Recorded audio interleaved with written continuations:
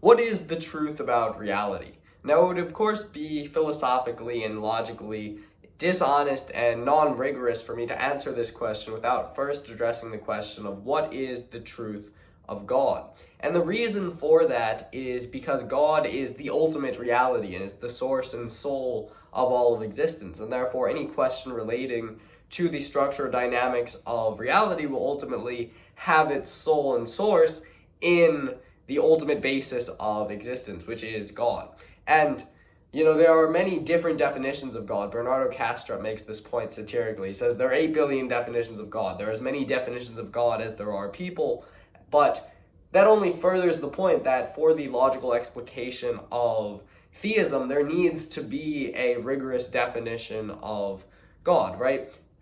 Milton was maybe one of the first to try this. He says, God is a spirit. God is non-terminal, non-physical substrate that underlies all of reality and gives rise to and generates it, and ultimately is able to interact with it just as spirit interacts with matter in a kind of non-physical way that's still ordering the relations of the world. And that's good, but it's not fully complete, because the God with whom most religious believers will say they interact with is not some sort of abstract philosophical concept, but is actually a personal and sovereign entity with whom one can have a personal relationship. And so the CTMU characterizes God. God is the ultimate reality, and because God is perfectly reflexive and self-contained, he's able to use his secondary images in order for the furtherance of his teleology. So the purpose of reality in that sense is the creation and habitable order such that observer participants such as human beings and other entities can emerge over time and participate in the self-simulation, which is the dynamic that interplays between the non-terminal and terminal domains, or the programming and processing domains. So the God is creating this simulation such that he can project himself into secondary images, meaning, this is back to religious philosophy. Human beings are made in the image and likeness of God, meaning we have our own distinctive identity, but the identity that we share with all others and with the entire creation is God. And so God has two aspects. He is the primary teller in the sense that he is that which gives rise to and supports all of reality, but is also all of these secondary tellers, all of these agents and participants in the world who are able to make decisions and share authority with the Creator. And so God is also the relationship between those two aspects. So there's this meomorphism, which is a grammar that attaches God to his secondary images and thus allows for us to make decisions and inherit the self-generative freedom intrinsic to God's nature, because there's nothing outside of God through which he can determine his own, which determines in some causal way anything relevant to God's processes, structure, or operations, but everything is self-determined in the same way we are self-determining because we have free will. So we're able to make decisions in reality that are either good or they're bad.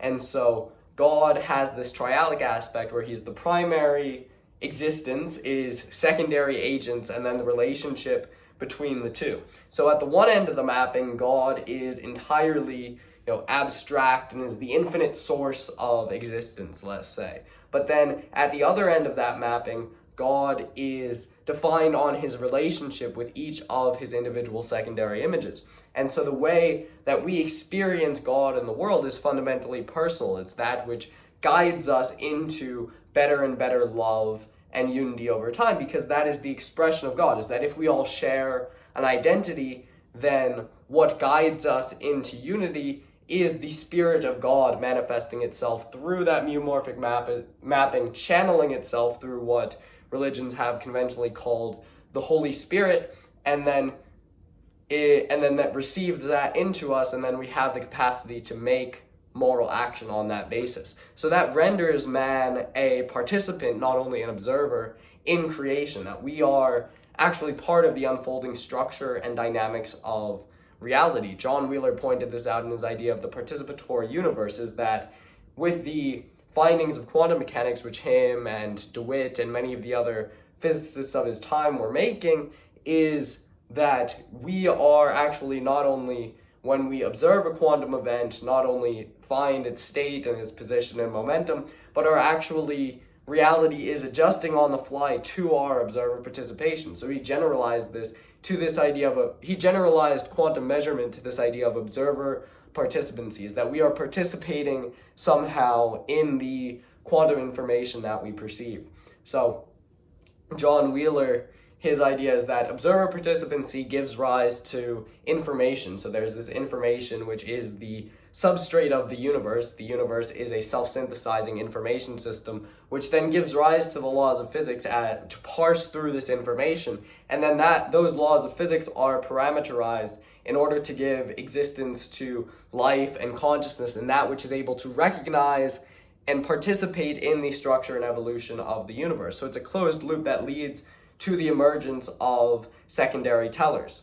So God does not retreat from physical reality, but actually enters into physical reality and creates physical reality for the purpose of being able to share his authority with beings who are separate from himself, but share in his energy and in his image, and thus is able for the further metaphysical self-identification to find an identity for himself, creates a world that is habitable and free. And then he is figuring out how to make that work and guide us over time, is constantly through this non-terminal programming domain, is generating the best of all possible worlds for the existence and evolution of reality. So God is able to, through avoiding self-contamination, uses the world as self-identification, and thus is not only a pure and invariant identity that existed at one point in time,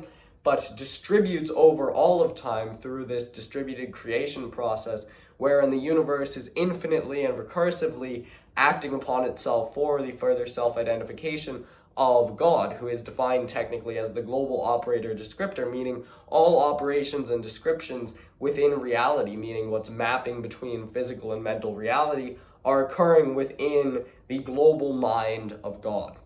So the physical reality is actually a subset of the mind of God, and this implies, if we take this axiom of mind equals reality, that minds are not only real, but reality is mental. It is like a mind. And when we ask whose mind, this answer turns out to be a logical definition of God.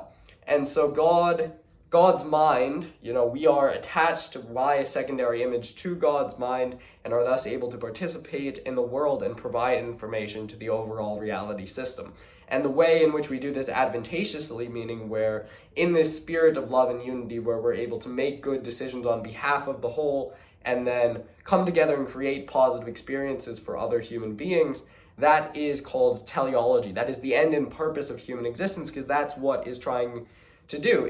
This is what Prophet Zechariah says. He says, "The knowledge of God shall be over the earth as the waters fill the sea." So all of the purpose of the world and what is its ultimate convergence or end point is this self-knowledge and self-identification of God, which is teleology, which we pursue by spreading and disseminating knowledge and through love and service to others and service to Creator, in the sense of building and maintaining good communities and good relationships with others. So that everything that's part of classical ethics is also part of teleology, which generalizes that and creates a general social utility by which we can objectively measure things like ethics and metaphysics. This is the sort of system that Leibniz talked about with his Characteristica Universalis. He said that the ultimate science and philosophical system would be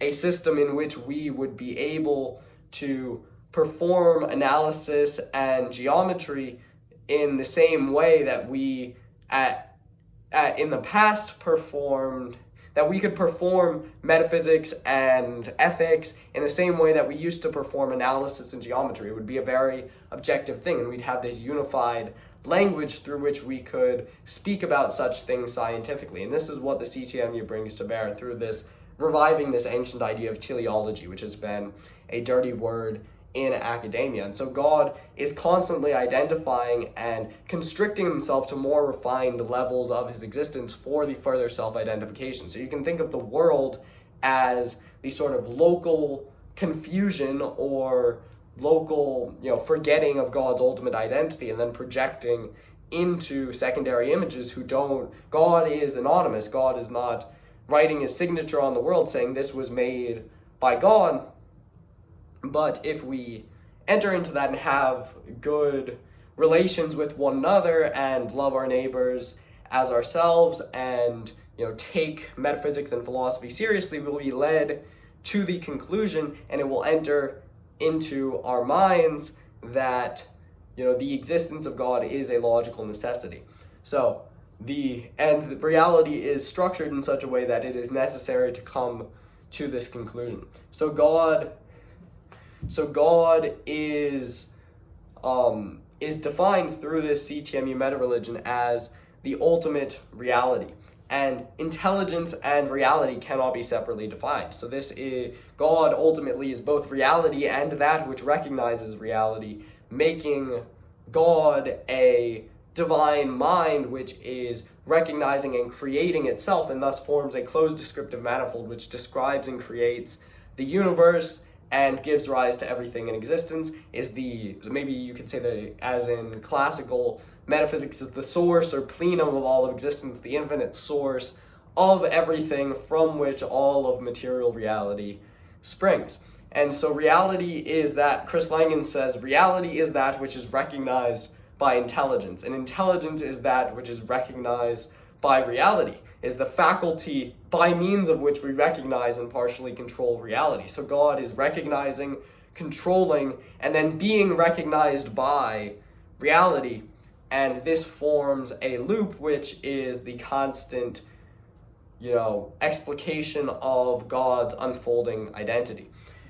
So reality, insofar as it conforms to a language, meaning it's providing meaning and information between its parts and has this internal communication as part of that closed descriptive manifold, it can be called, as it is in the CTMU, a self-processing, self-configuring language.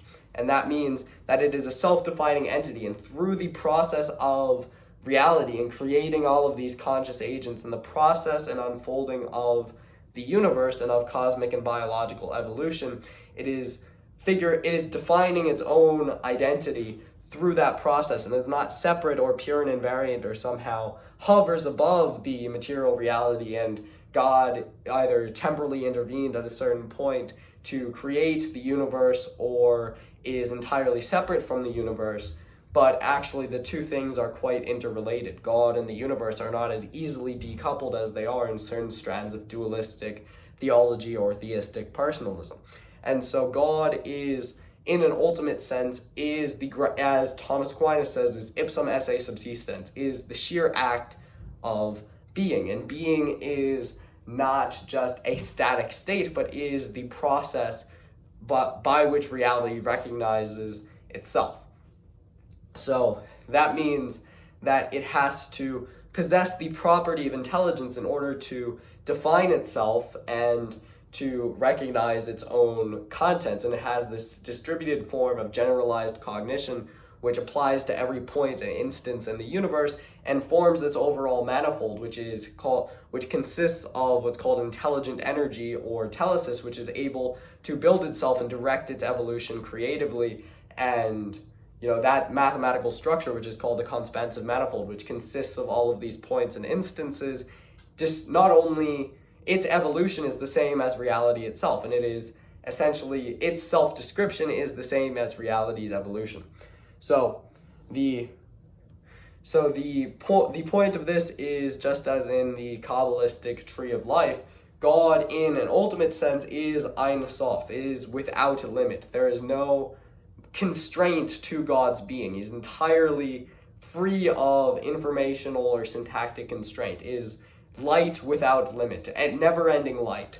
But then in order for the creation of reality is actually something called tzimtzum. It's self-constriction of that ultimate and invariant identity which spans all of existence into Chokmah, Bina, and Dat, which is which is wisdom, knowledge, and understanding. And Maimonides made the mistake earlier of saying that God is Chokmah, Bina, and Dat, and he translates this as knower, knowledge, and known. And this is true, and this describes the process of the self-knowledge and self-identification of God, of which we spoke earlier, but that is not the ultimate essence of what God is. So Maimonides is only speaking below the lowest part of the 10 Sefirot, but the ultimate essence of everything is in infinity. But nevertheless, it is through our mental faculties that we can make contact with the highest part of God's internal structure that is available to human cognition, which is the knower, knowledge, known. So the process through which the infinite becomes aware of itself is those three aspects, is knower, knowledge, known. And for us, when we acquire a piece of knowledge, it is three separate things. It is, we are a knower, there is a piece of knowledge, and there is a process through which we are able to acquire that knowledge. Whereas for God, in this self-recognizing eternal process, there is no ultimate distinction, and God is all three of those things that is constantly recognizing itself more and more and better. So the resulting loop has a logical structure that is self-dual to itself, because there's this dualism between the knower and the known, and that is contained within a single self-identity, which is knowledge itself, which is the ultimate basis of all of reality. Remember, mind equals reality. And so that logical structure is part of the CTMU metaformal system, which is the logical structure of the language which gives rise to reality. And so that is comprehensive, because that is what creates consciousness in the world, is the secondary images of wisdom, knowledge, and understanding are, structuring forces in the world that then create to recognize themselves through the lower emanations into the world, and then that is recursive, meaning it's continually acting, and that consciousness, that primordial consciousness, and then the specific cognition that occurs in reality, such as ourselves, that ultimate basis of consciousness is ultimately a self-awareness, because it's all occurring within the identity of the GOD, of the global operator descriptor. So Christopher Langan says that is what the CTMU is. It is the comprehensive, unadulterated story of a reality which is composed of itself and bears self-recognized attributes assigned to itself by itself through secondary tellers, including human beings. I hope that this has brought you up to speed. There will be more installments of this very soon. Thank you. Let the light shine forth in the darkness. May the peace of our Father in heaven be upon you. Like and subscribe. Peace.